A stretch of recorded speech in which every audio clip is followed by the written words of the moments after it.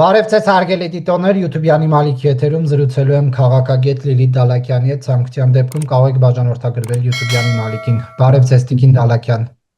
Բարև ձեզ։ Տիկին Դալակյան, փետրվարի 9-ին Հայաստանում էր Միացյալ Նահանգների փոխնախագահ Վենսը, սա համարվեց պատմական այն առումով, որ ամերիկացի ամենաբարձրաստիճան պաշտոնյան է մինչ այս այցերը եղած ժամանել Հայաստան, դուք ընդհանուր ինչպես կգնահատեք Վենսի այցը, հետո արդեն կանդրադառնանք դետալային պայմանավորվածություններին։ Ընդհանուր առմամբ շատ բարձր եմ գնահատում, որովհետև իմ վստահությամբ հատկապես 2020 թվականից հետո Հայաստանը կարիք ունի նոր դաշնակիցների, իրական դաշնակիցների, Հայաստանը հայտնվել է շատ վտանգավոր իրավիճակում, հաշվի առնելով Իրանի շուրջ տեղի ունեցող իրադարձությունները, ռուս-ուկրաինական պատերազմը, մենք կարող ենք ասել, որ Ռուսաստանը ապացուցեց, այսպես ասած, եւ պատմության մեջ ոչ առաջին անգամ, որ Հայաստանի շահերը իրեն ընդհանրապես չեն հետաքրքրում եւ Հայաստանը հանդիսանում է մանրադրամ Թուրքիայի կամ Ադրբեջանի հետ իր առևտրի ուրեմն գործում եւ այդ պատճառով ցանկացած աշխարհաքաղաքական լուրջ կենտրոնի ելքասած հեգեմոնի դեռ իմ կարծիքով ԱՄՆ-ի որևէ պատվիրակության այն այդ բարձրաստիճան ներկայությունը Հայաստանում սա շփոթված կարևոր է մեր պետության համար, որովհետև կրկնում եմ 2026 թվականը լինելու է շատ բարդ տարի, կոնֆլիկտային տարի բոլոր տարածաշրջաններում եւ սա հնարավորություն է մեզ համար ստեղծում կախված չլինել մեկ կետից, այն էլ այն կետից, որը ինքը այսօր մեր դաշնակիցը որևէ կերպ չի կարող հանդիսանալ։ Եվ Տիկին Դալակյան, Վենսը հայտարարեց, որ Միացյալ Նահանգները 11 միլիոն դոլարի հետախուզական ԱԹՍ-ներ կտրամադրի Հայաստանին։ Դրա օրինակներից մեկը նաև Հայաստանում էր, նայել են Փաշինյանն ու Վենսը հանդիպումից հետո, սա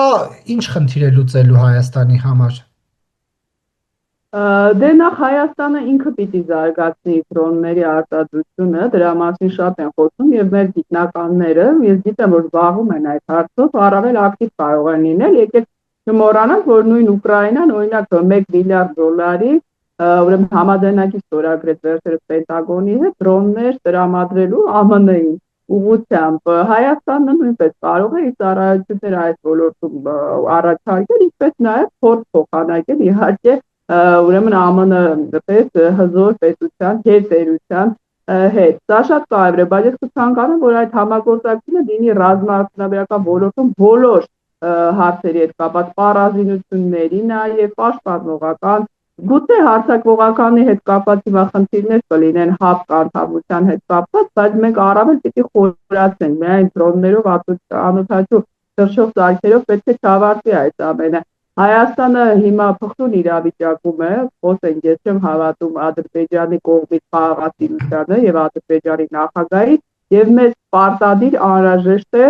վերազինել մեր բանակը, սա վերաբերում է նաեւ փորձի փոխանակմանը ՆԱՏՕ-ի ստանդարտներին հայկական բանակի անցմանը, այդ ստանդարտներով էր Ադրբեջանը մեր դեպ պայքարում 20 թվականին, սա ոչ պակաս կարևոր է, քան ռազմական ինչ-որ զենքերի ձեռքբերումը, այստեղ լայն սպեկտր կա աշխատանքի, մեծ աշխատանք կա եւ ինչպես վերջերս նշեց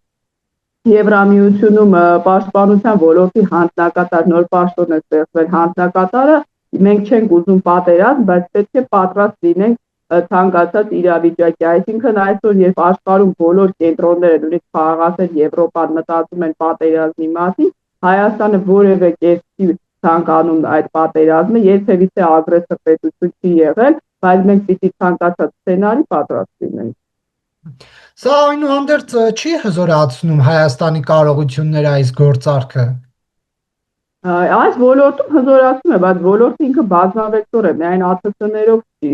ԱԹՍ-ներով չէ միայն պայքարում, ես նշեցի պաշտպանողական զենքերի մասին է, հոբ համակարգերի մասին է խոսում, մենք գիտենք, որ Ռուսաստանի հետ միացյալ է մեր հոբ համակարգը, սա շատ վատ է, որովհետև նշում էին, որ պատերազմի ընթացքում այդ օդը բաց է եղել, դա ռազմական փորձագետներն են ասում, ես նրանց եմ ասած լսում, հղում կատարում եւ մենք պիտի դուրս գանք Ռուսաստանի հետ միացյալ հոբ համակարգից, որովհետեւ ինչ զենքեր էլ գնենք, եթե մենք մեր օդը չենք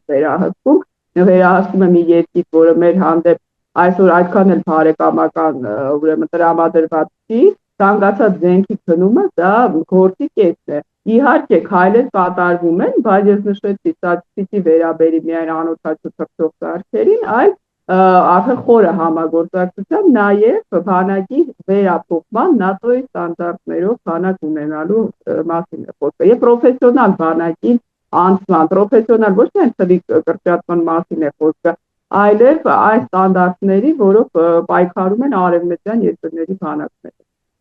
Վենսը կարծում է, որ սա կնպաստի կայուն խաղաղության, ասում եմ, մենք համոզված ենք, որ այն խաղաղությունը, որը պետք է կերտվի, կայուն կլինի, դա նշանակում է հետագա լրացուցիչ աշխատատեղերի բացում, լրացուցիչ ներդրումներ, Ամերիկայցի պաշտոնյայի, բարձրաստիճան պաշտոնյայի այս առումով ինչ մեսիջ է, թե Ադրբեջանին, թե Ռուսաստանին։ Գիտեք, երեք Լավրովը մի հետաքրքիր հարցազրույց էր տվել, որում քննադատել էր ԱՄՆ-ին, որ ԱՄՆ-ն չի ցանկանում խաղաղություն ցածուրել Ուկրաինայում, դա շատ կարևոր է, որովհետև մինչ օրս այդպիսի գնահատական չէր հնչեցել, եւ այդտեղ մի նախադասություն կար, որ Միացյալ Նահանգները փորձում է իրեն ուրեմն իր ձեռքը վերցնել տարածաշրջանային կոմունիկացիաները, որոնցով կարող են անցնել էներգագիրներ եւ ընդհանրապես հաղորդակցությունների մասին է խոսքը գնում։ Բարձր որ դա վերաբերում է նաև հարավային Կովկասում այդ հաղորդակցություններին, ինչի մասին հենց ցույցն է։ Մենք գիտենք հենց դրա վերաբերյալ է։ Այսինքն այսօր Ռուսաստանը իհարկե չի կարող բարձրաձայն քննադատել Թրամփին, բայց հասկացում է, որ ԱՄՆ-ն ցանկանում է տարածաշրջանը վերցնել Ռուսաստանի վերահսկողությունից։ Իդեպ Վրաստանի ուղղությամբ են քայլեր կատարում։ Մի քանի օր առաջ Ջեյ Վենսը եւ Ռուբիոն Իտալիայում հանդիպել են Վրաստանի նախագահի հետ։ Եվ մենք տեսանք, որ Կոբախիձեն էր հայտարարել, որ մենք պատրաստ ենք Թրամփի հետ գործընկերության։ Այսինքն տարածաշրջանը լիովին է պետք ԱՄՆ-ին, որ ասում են հիմա ինչու է նա գալիս Հայաստան, հետո էլ Ադրբեջան։ ԱՄՆ-ի համար Հարավային Կովկասը դա մեկ օրգան է։ Եվ միայն Հայաստան գալը իմաստ չուներ, եւ ես վստահ եմ, որ Վրաստանի ուղղությամբ քայլեր կատարվելու են։ Համենայն դեպս Վրաստանում այդ Անակլիայի նավահանգստի կառուցումը դեռ չի իրագործվել, որովհետև Չինաստանը պիտի կատարի։ Թրամփի ընտրվելուց հետո Վրաստանը զուշանում է։ Եվ ես կարծում եմ Կոբախիձեի վրա եթե ճնշում լինի, նա շատ արագ իր կողմնորոշումը կփոխի դեպի արևմուտք։ Այսինքն ձեր հարցի նպատակը կայունություն է պետք տարածաշրջանում ԱՄՆ-ին, որովհետև այստեղ կարևոր հաղորդումներ պիտի անցնեն եւ ռուսական արձույթության գոտիները պետք է չեզոքացնել, որովհետև Ռուսաստանը կոնֆլիկտներ է հրահրում։ Արդյոք դա կհաջողվի անել, արդյոք Թրամփը մինչև վերջ հետևողական կլինի, ինչ հակաքայլերի կարող է գնալ Վլադիմիր Պուտինը, սա շատ բարդ այսպես շախմատ է, եթե այսպես ասենք, եւ ոչինչ դեռ պարզ չի, բայց սկսել են այդ քայլերը, արդյոք դրանք հաջողության կավարտեն թե ոչ, մոտ ապագայում կտեսնենք, որտեղ ես նշել եմ, որ 2026 թվականը իմ վստահությամբ բեկումնային է լինելու միջազգային իրավիճակում։ Նաև Հայաստանով հիացած Վենսը նշում է, որ հիանալի է այստեղ Հայաստանում ու նշում, որ Միացյալ Նահանգները ներդրում է անելու սկզբնական փուլում $5 միլիարդ,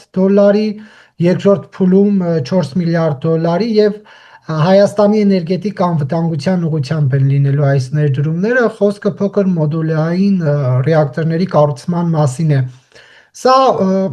արդյոք ինչ որ առումով նաև ռուսական ազդեցության թուլացման միտված քայլ կարող ենք համարել, թե ոչ։ Դա համարում է Սերգեյ Լավրովը, դա մենք չենք համարում, թե դա Ռուսաստանի ԱԳՆ ղեկավարի գնահատականն է, ես նշեցի։ Ակնհայտ է, պարզ է, Թրամփը չի գալու կամ Վենսը տեղացի, մենք ուզում ենք Ռուսաստանին հեռացնել, դիվանագիտությունը այդպես չի, բայց իհարկե եկեք հիշենք, որ 2022 թվականին Դուբայում Հայաստանը Ռոսատոմի հետ էր ստորագրել նմանատիպ հռչակագիր, որը վերաբերում էր խաղաղ միջուկային ատոմային ներողություն էներգետիկայի ոլորտում համագործակցությանը, բայց դա այդպես մնաց թղթի վրա։ Ես հուսով եմ Հայաստանը եւ արդեն խոսում են ներդրումների մասին, ԱՄՆ-ն այս ոլորտում գործում քայլեր իրականացնել, բայց ցանկացած ներդրում Հայաստանի համար հիմա շատ կարևոր է, որովհետեւ Ռուսաստանի տնտեսությունը մենք գիտենք շատ բարդ իրավիճակում է, հատկապես այս սանկցիաների ֆոնին։ Հայաստանում նոր աշխատատեղեր պիտի ստեղծել, այստեղ շատ կարևոր է հայ-ռուսական սահմանի բացումը, տեսնում եք դա ուշանում են այդ քայլերը, ոչ թե երրորդ երկրների անձանց համար, այլ իրոք հայ-թուրքական սահմանի լիակատար բացումը, որովհետև տնտեսական բլոկադան, եթե շարունակվի, Ռուսաստանը խրվի ռուս-ուկրաինական պատերազմում, Իրանի հանդեպ սանկցիաներ են նոր Տրամփը դրել, դա էլ կիրառվի, մենք շատ բարդ իրավիճակում ենք լինելու, այնպես որ ես ողջունում եմ ամերիկյան ցանկացած գործունեություն ներդրում, իհարկե Հայաստանի օրենսդրության սահմաններում, բայց մենք գիտենք, որ Միացյալ Նահանգները միշտ էլ գործում է օրենքներին համապատասխան, դա Ռուսաստանն է, որ կան այդտեղ որևէ ներդրում չանեն երկաթուղում, այդտեղ ներողություն ողբերգական իրավիճակ լինի, նույնիսկ ամոթ է նշել, բայց մի բան էլ պահանջեն կոռուպցիոն սխեմաներ իրականացնեն։ Այս առումով թափանցիկությունը ես վստահ եմ ապահովված կլինի եւ ես ուրախ կլինեմ, որ Հայաստանում, ինչպես նշել է Ջեյ Վենսը, նոր աշխատատեղեր ստեղծեն, տնտեսությունը դինամիկ զարգանա։ Եվ ինչ ռիսկեր են կառավարվում այս այցով, այս հանդիպումով, այս պայմանավորվածություններով։ Տեսեք, ես ուրախ եմ նույնիսկ որ Ջեյ Վենսը նաև Ադրբեջան է այցելելու, ինչու՞։ Որովհետև Իրանում կարող էին ասել, տեսեք, միայն Հայաստան է այցելել, իհարկե Իրանում շատ լավ գիտեն, որ Հայաստանը երբեք պլազդարմ չի դառնա Իրանի վրա որևէ գործողության Իրանի նկատմամբ իրականացնելու համար, բայց դա ցույց է տալիս, որ տարածաշրջանային այց է, դա Հայաստանի մասին չի, դա հարավային Կովկասի մասին է, շուտով ես վստահ եմ նաև Վրաստանի։ Սա մեկ։ Երկրորդը, մենք դες հետ խոսեցինք, որ ռուս-թուրքական ակցիան է էության 2020 թվականից հետո Հայաստանը անելանելի վիճակում էր, մեծ փորձում էին ներառել 3+3 հարթակում, որտեղ մենք ունեինք դաշնակիցներ, Վրաստանը այդպես էլ չմիացավ, իբրև թե ռուսամետ լինելով, այնտեղ կար թույլ Իրան, դա ակնհայտ մենք տեսնում ենք, Ադրբեջան, Ռուսաստան, Թուրքիա, իրենք այսպես հարեկամներով բոլոր հարցերը ցանկանում էին տարածաշրջանում լուծել եւ ինչ էին ասում նույն Իլհամ Ալիևը, որ արևմուտքը այստեղ տեղ չունի։ Այսինքն մենք կարողացել ենք փրկվել այս ակցիանից, որովհետեւ ԱՄՆ եւ Եվրոպայի շահերից չէր բխում Սյունիքի միջանց։ Մենք հիշում ենք, թե եւ դեսպանը ԱՄՆ-ի եւ Եվրամիության մշտապես այցելել են Սյունիք, նշելով, որ Հայաստանի տարածքային ամբողջականությունը կարեւոր է իրենց համար եւ բոլոր ճանապարհները պետք է ապաշրջափակվեն այդ սկզբունքով։ Այսինքն մենք փրկողակ ենք ստացել, եթե սա չլիներ, ես նույնիսկ չեմ ցանկանում մտածել, թե հիմա Հայաստանում ինչ իրավիճակ կլիներ, եթե այդ միջանցքը լիներ, Իրանի հետ սահմանը եւ կապը լինեին վտանգի տակ, եթե Ալիևը եւ Պուտինը որոշեին յուրաքանչյուր սանտիմետրի համար, ուրեմն սահմանազատման ընթացքում այստեղ մի կոնֆլիկտ հրահրեին, դուք պատկերացնում եք, թե մեր հասարակությունը ինչ բարդ իրավիճակում կլիներ, անընդհատ հարձակվեին Հայաստանի վրա, ինչպես 20 թվականից հետո խախտելով նոյեմբերի 9-ի հրադադարը, նոր զոհեր ունենային, սա ես մեծ ողբերգություն կլիներ։ Դրա համար ԱՄՆ եւ Եվրոպայի այստեղ ներկայությունը եւ հարաբերական անդորը ոչ հիմա կա, սա մեծ իհարկե ձեռքբերում է, բայց այն որ ինձ համար դա դեռ խաղաղության հաստատում չի, վկայում են այսօր Ադրբեջանի քաղաքացիական անդամների նամակը ծիծաղաշար ԱՄՆ փոխնախագահին, որտեղ նրանք համոզում են Վենսին, որ իրենք որևէ պահանջ չունեն Հայաստանի հանդեպ, ուղղակի ցանկանում են վերադառնալ։ Իհարկե սա միայն զուտից է առաջացնում, նաև իմանալով հայ ուրեմն ժողովրդի տեսակետը արևմտյան Ադրբեջանի ընդհանրապես եզուիթի վերաբերյալ, այն որ Հայաստանում չեն խոսում Բաքու Սումգայիթ վերադառնալու մասին, Արցախ վերադառնալու մասին, դա համարելով կոնֆլիկտային, բայց Ալիևը այդպիսի հարցերը միշտ բարձրաձայնում է, ցանկանալով իհարկե կրկին տորպեդահարել այն խաղաղության միտված քայլերը, որ կատարում է ԱՄՆ-ն։ Այլ հարց է, որ Ալիևը պարզ չի կարող այսօր Տրամփին ասել, ես դեմ եմ։ Բացի այդ այնքան մրցանակ է ստացել, դա կարծես հոգեբանական ճնշում լինի նրա նկատմամբ։ Բայց այն, որ Իլհամ Ալիևի գործողությունները ինձ հավատ չեն ներշնչում, ցույց է տալիս, որ այդ այցը շատ կարևոր է եւ Հայաստանը պիտի ամեն ինչ անի, որ ԱՄՆ-ն մնա տարածաշրջանում եւ ԱՄՆ-ն առավել խորացնի իր հարաբերությունները Հայաստանի հետ։ Եվ այս կայունությունը, որ այսքան ժամանակ կար, երկարաձգվում է այս այցով, թե ոչ։ Ես կարծում եմ դա երկարաձգվում է մինչև նոյեմբեր, միջանկյալ ընտրություններ Տրամփի, որովհետև որևէ մեկը չգիտի ինչ կլինի, այնտեղ ներքաղաքական իրավիճակը շատ լարված է, նույնիսկ պատմության մեջ էսի դեպք եղել, բայց Տրամփը ուրեմն այդպես հոլովակներ է նվիրում Օբամային, նրան կապիկի ներողություն արտաքինով պատկերելով, խոսում են նրանց ձերբակալելու մասին, Էփշտեյն, այսպես խորանանք ԱՄՆ ներքաղաքական իրավիճակում հանրապետականները արդեն բոլոր ծծությունը նահանգներում պարտվում են, ցածր է նրանց հեղինակությունը, խոսում են, որ այս տարի ԱՄՆ տնտեսությունը չի աճել ընդհանրապես, նախորդ տարվա աճը պայմանավորված է ուրեմն կարճաժամկետ ինչ-որ հաջողություններով, սա ԱՄՆ ներքաղաքական հարցերն են եւ գոնե մինչեւ նոյեմբեր, մինչեւ Տրամփի շեղվել ընտրություններ եւ հուսանք հետագայում Տրամփը խնդիրներ չի ունենա նաեւ որպես նախագահ ԱՄՆ-ի, այսինքն կոնգրեսը չի կորցնի։ Հետագայում էլ ուրեմն այս անդորը կշարունակվի։ Եթե ոչ, ես կարծում Ռուսաստանում հենց խաղադրույքը դրա վրա են դնում, որ ԱՄՆ-ն հնարավոր է ինչ-որ առումով շեղվի, մինչ այդ հրադադար հաստատվի ռուս-ուկրաինական ռազմաճակատում խաղաղության մասին չի խոսքը ժամանակավոր հրադադարի եւ Ռուսաստանը կարողանա նորից այստեղ ինչ-որ ավանտյուրա իրականացնել։ Հիմա Հայաստանի համար եւ մեծ հնարավորությունների ժամանակաշրջան է եւ մեծ ես կասեի մարտահրավերների ինչ կլինի տարվա երկրորդ կեսին մենք կտեսնենք եւ առավել ակտիվ զարգացումներ տեղի կունենան հենց այդ ժամանակահատվածում։ Եվ այսպիսով հստակեցվեց, թե ով է այդ մոդուլային ատոմակայանները Հայաստանում կառուցելու, թե ոչ։ Ճիշտ ասած, այս պահին մեր ունեցած տեղեկությունները որևէ հստակություն չեն տալիս։ Հռչակագրի ստորագրման մասին է խոսքը։ Նույնը օգոստոսի 8-ն էր հռչակագիր, վերջերս ԱՄՆ-ում ստորագրված հայ-ամերիկյան թույլին վերաբերող համաձայնագիրն է հռչակագիր, բայց հռչակագրից հետո մեմորանդումի, որովհետեւ դրանք չմնան ցի վրա, լինում են կոնկրետ համաձայնագրեր։ Հիմա չտապենք, դեռ ժամանակ կտեսնենք, այնպես չի որ Ջեյ Վենսը հեռանա, այլևս որևէ քայլ չի կատարվի։ Պեսիմիստ չլինենք, բայց համենայն դեպս գլխավորը այս պահի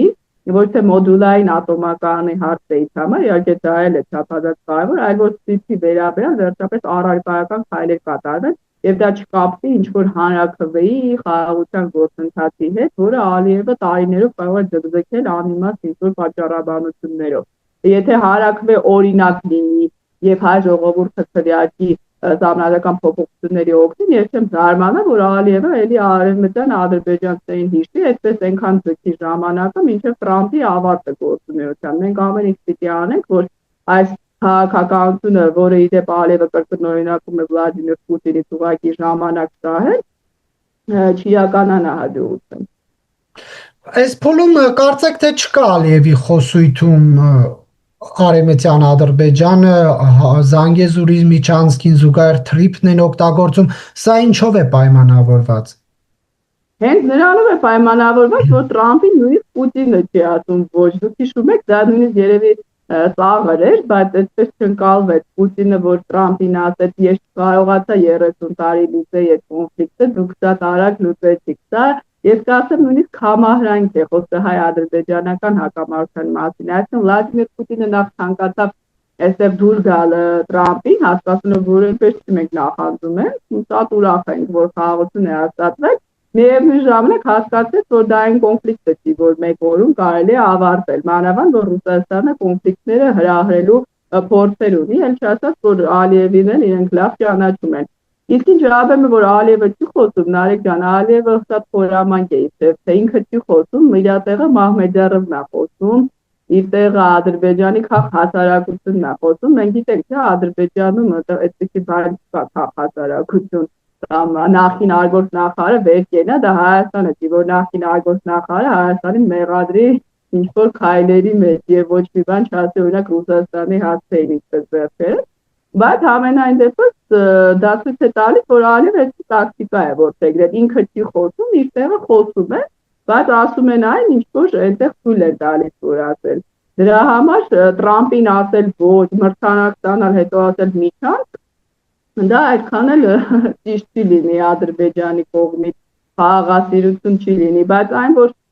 զուգահեռ շատ ճիշտ նշեցիք, իրենք զուգահեռաբար միշտ Զանգեզուրի միջանք խոսում են, օրինակ Թուրքիայի ղեկավարը չի ասում, բայց Ֆրանսիայի ղեկավարը մեկ ամիս առաջ ելի խոսեց Զանգեզուրի միջանցքի մասին, խոսեն, ինձ համար մի բան ակնհայտ է։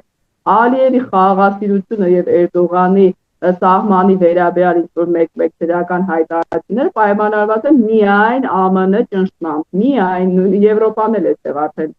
այդքան հիմա ազդեցություն ունի, Եվրոպան զբաղված է Ուկրաինայով։ Եթե այդ ճնշումը չլինի, Ես վստահ եմ, որ Ալիևը Զանգեզի միջանցել կհիշի, Արևմտյան Ադրբեջանն էլ կհիշի, ռևանշիստներին էլ անպայման։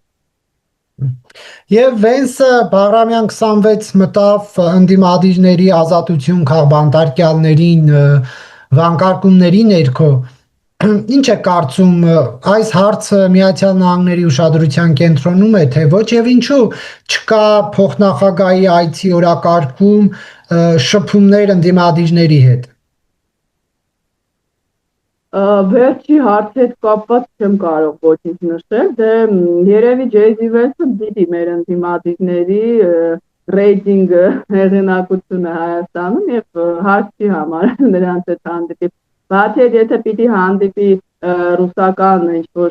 ագենտուրայի հետ, կարող է միանգամից Պուտինի հետ հանդիպել, որևէ կարիք չկա ընդդիմադիրների հետ հանդիպել։ Ինչու եմ այդպես ասում, որովհետեւ այս մարդը որևէ նորություն այդ 6 տարի չեն կարողանում ասել, բացի այն, որ Հայաստանը ոչնչանում է, Թուրան, չգիտե, իրենք չգիտեն, որ Թուրանի գաղափարը ռուսական գենշտաբում է հորինել, դեռ ցարական Ռուսաստանի ժամանակ։ Հիմա պատմությունը չցիտեմ, դրա մասին շատ են խոսել ակադեմիկոսները ռուս։ Այնպես որ այդ Թուրան, որ ասում են, պետք է ընթացքում ասեն ով է դրա հեղինակը։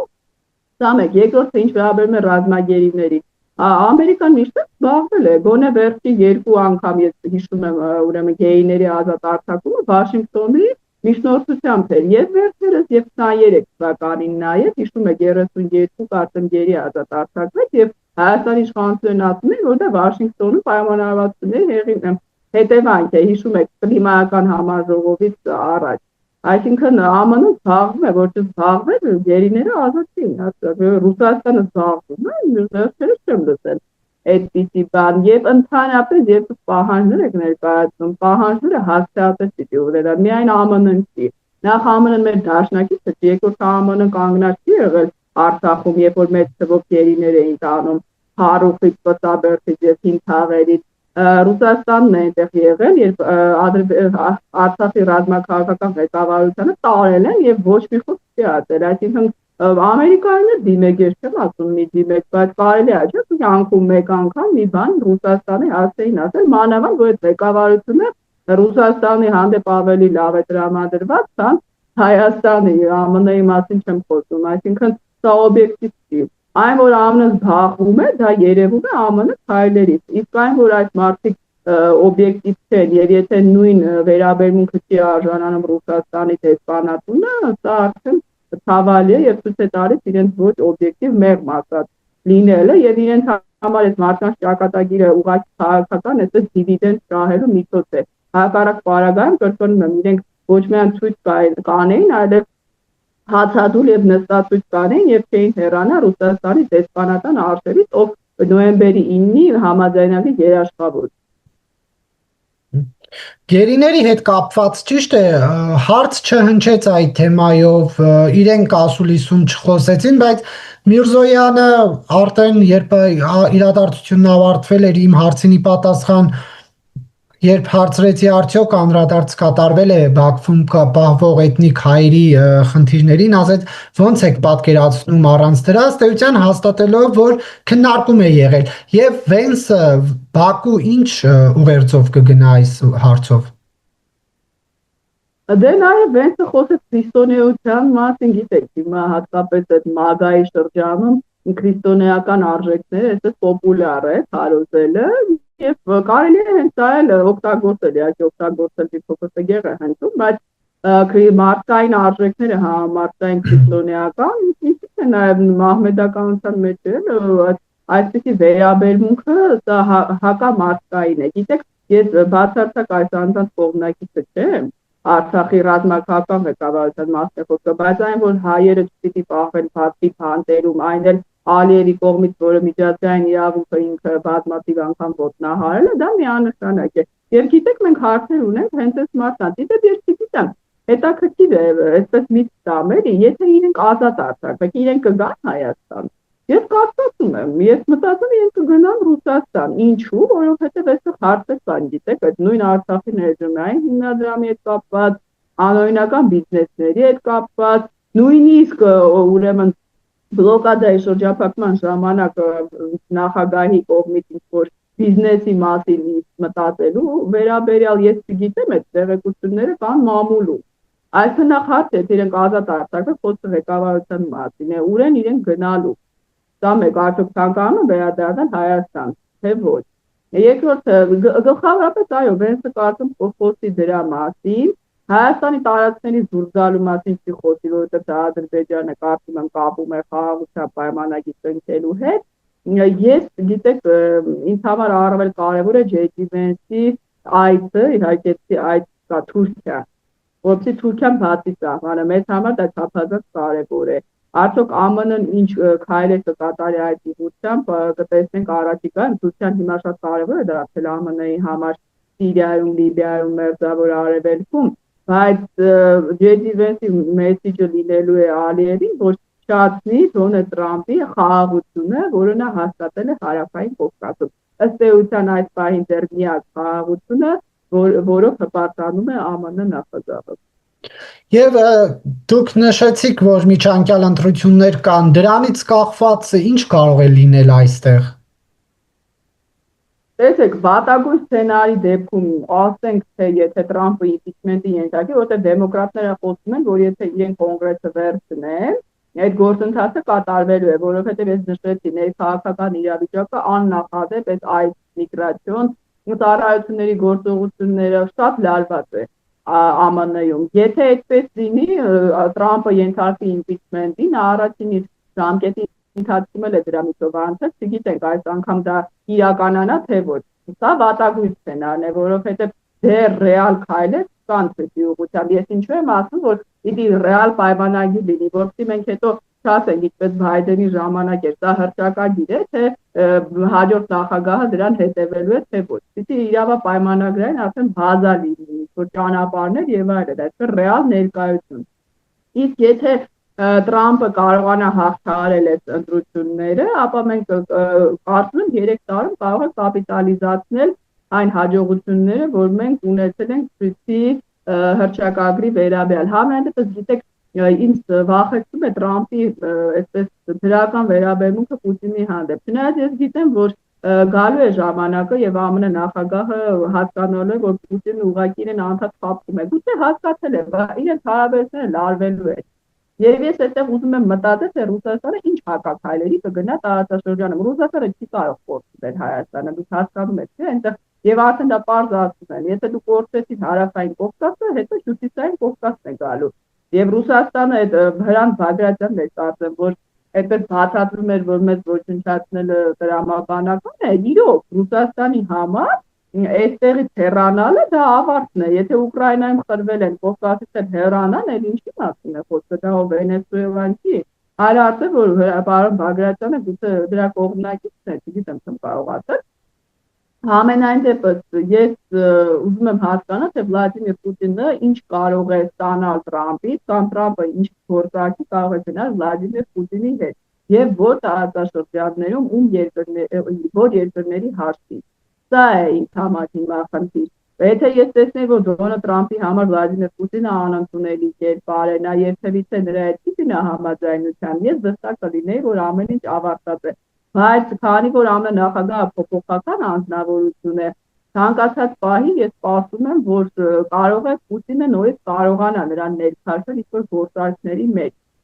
գուցե նաև Հարավային Կովկասում։ Տեսնենք, մի բան ակնհայտ է, Հայաստանը իր կողմից ինչ հասանելիք է պիտի կատարի, մնացածի վերաբերյալ մենք չենք կարող որևէ ուրեմն քայլեր կատարել։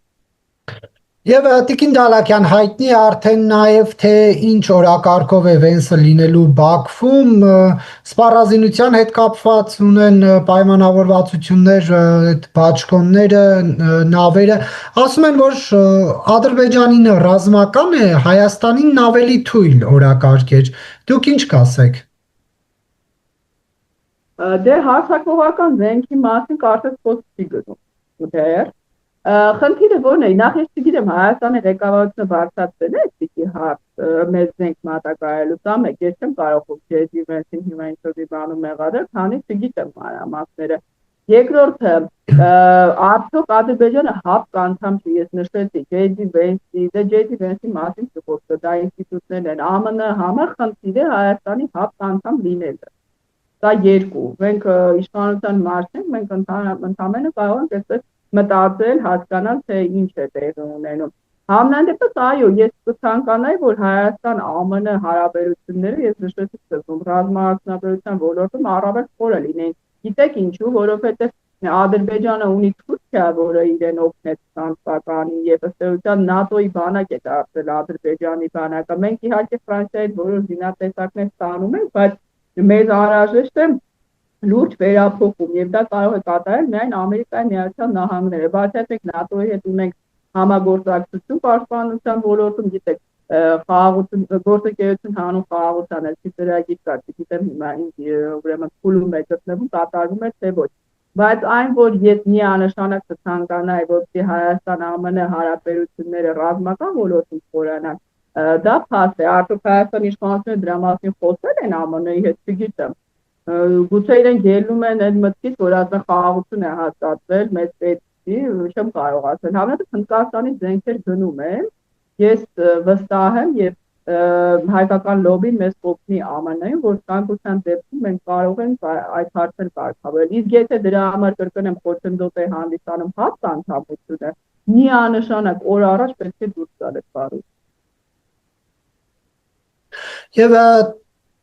Տիկին Դալաքյան, ընդդիմությունը ոչ միայն գերիների, այլ նաև Հայաստանում իրենց գնահատմամբ քաղբանտարկյալների խնդրի մասին էր ցանկանում Վենսին տեղյակ պահել։ Սա կա այս հարցը Ամերիկայի ուշադրության կենտրոնում, թե ոչ, եւ եթե չկա, ինչու։ Քաղբանտարկյալներ, նախ տեսեք, Տրամպը շատ սիրված էր հայաստանյան ընդդիմության որոշ ղեկավարների կողմից, հիշում եք, նրանք գովաբանում էին։ Դա պատճառն այն է, որ Տրամպը իբրև թե լավ հարաբերություններ ունի Պուտինի հետ։ Եվ Տրամպը այսպիսի անձնավորություն է, թե նա ասում է ես օրենքներին չեմ հետևում, ես միջազգային իրավունքին չեմ հետևում, որ իրեն հարցրեցին ինչ է ձեզ առաջնորդում, ասեց ինձ սեփական խիղճը,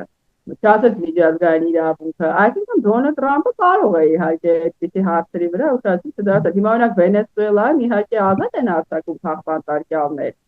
բայց այնպես չի, որ Տրամպի համար կամ Իրանում քաղբանտարկյալները այդպես առաջնային ուրեմն տեղում են գտնվում։ Տրամպը գործարքի մարդ է, ԱՄՆ շահերն է առաջ տանում։ Այլ հարց է, արդյոք Հայաստանում կան քաղբանտարկյալներ, թե ոչ։ Ես միշտ նշել եմ, յուրաքանչյուր դեպքի վերաբերյալ պետք է առանձին մենք խոսենք։ Եթե խոսքը վերաբերում է իշխանության զավթմանը, ռազմական ճանապարհով, ուժով, դա քաղբանտարկյալ չի։ Եթե հարցը վերաբերում է կոռուպցիոն սխեմաներին, դա քաղբանտարկյալ չի։ Եթե հարցը վերաբերում է վիրավորելուն, դա քաղբանտարկյալ չի։ Այլ հարցերը կարելի է խափանամիջոցները ընտրելիս ավելի այսպես նուրբ գտնվել, ինչպես ասեմ, ավելի այսպես չեզոք դիքեր ավել, որովհետև եթե մենք խոշոր ձկներին չենք ձեռքակալում եւ նրանց հանդեպ արդարադատություն չենք իրականացնում, ուղղակի հայհոյանքի համար մարդուն ձեռքակալում ենք, իհարկե դա սխալ է, իհարկե պիտի պատժվի, բայց այս դեպքում ապացուցում է, որ ինչպես ասում է Սերժ խոշոր ձկներին դա չի վերաբերում։ Սա ընտրովի մոտեցում եմ ես համարում, բայց քաղբանտարկյալներից, քանի որ խոսում են այնպիսի մարդիկ, որոնք քաղբանտարկյալ բառի հոմանիստն են, այն առումով, որ իրենց ժամանակ քաղբանտարկյալների մի ամբողջ բույլ էր, սաղկեփունջ էր Հայաստանում, դա չի կարող օբյեկտիվ ընկալվել։ Ընդհանրապես ես վերջին երեսի բան կասեմ, քանի Հայաստանում գլխավոր ընդդիմություն են նշանակված այսպիսի անձինք, իրենց ցանկացած քննադատություն նույնիսկ եթե լինի օբյեկտիվ չի կարող ընկալվել եւ պաշտպանություն ստանալ հայ հասարակության եւ նույնիսկ միջազգային ասպարեզում, որտեղ բոլորն էլ գիտեն ում մասին է խոսքը։ Եվ տեսեք, վերջում ընդդիմությունը թրիպը համարում է իշա Ադրբեջանի, իշա Թուրքիայի, Հայաստանի ինքնիշխանության զիջման գնով, Միացյալ Նահանգներին անուղղակի մեղադրելով, որովհետև դա Միացյալ Նահանգների ծրագիրն է, Ամերիկան է այդ փաստաթուղթը գրել, ինչքան էլ որ ասեն երկկողմ է եւ այլն, բայց ակնհայտ է, չէ՞ որ գերտերությունը եւ պետք է իր ազդեցությունը ունենա։ Հիմա այդ նույն ընդդիմությունը, որ համարում է ադրբեջանամետ թրիպ, ինչու է ցանկանում այդ նույն Միացյալ Նահանգների ղեկավարության իր խնդիրների մասին փոխանցել։ Դե շատ հետաքրքիր հարց եք տալիս, դուք էլ օբյեկտիվ լրագրող եք, դուք միշտ հրավիրում եք նաև նրանց ներկայացուցիչներին, երևի իրանք ավելի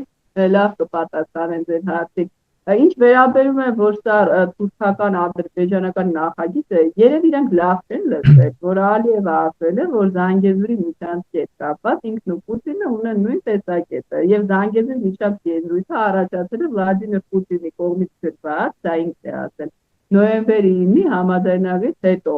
ավելին այդ համաձայնագրում հենց կա միջանց, որը վերահսկելու է երրորդ երկրի կողմից։ Ինձ համար կարևոր չի երրորդ երկիրը ով է։ Իհարկե Ռուսաստանը առավել ցանկալի չի, բայց Հայաստանի տարածքային ամբողջականությունը բոլոր երկրների դեպքում պիտի պահպանվի։ Հիմա եթե իրանք այդ դա չէին համարում ռուս-թուրքական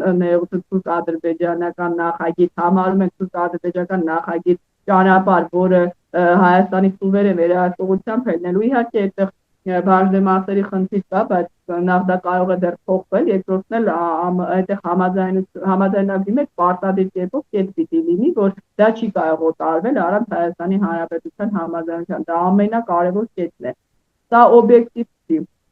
Այսինքն եթե դուք չեք խոսում միջանցքի դեմ, որը պիտի ֆեյսբեն վերահսկի, հակառակը ամեն օր գալիս ասում եք դե կատարի նոյեմբերի 9-ի կետը տուր միջանցը եւ հիմա ասել, որ սա թուրք-ադրբեջանական նախագիծ է, թուրք-ադրբեջանական նախագիծ է այն կրկնեմ, ինչ որ Ալիևը ցանկանում է ստանալ եւ ինչի երաշխավորը կանգնել է Ռուսաստանի ղեկավարը։ Այնպես որ էլի իրենք այստեղ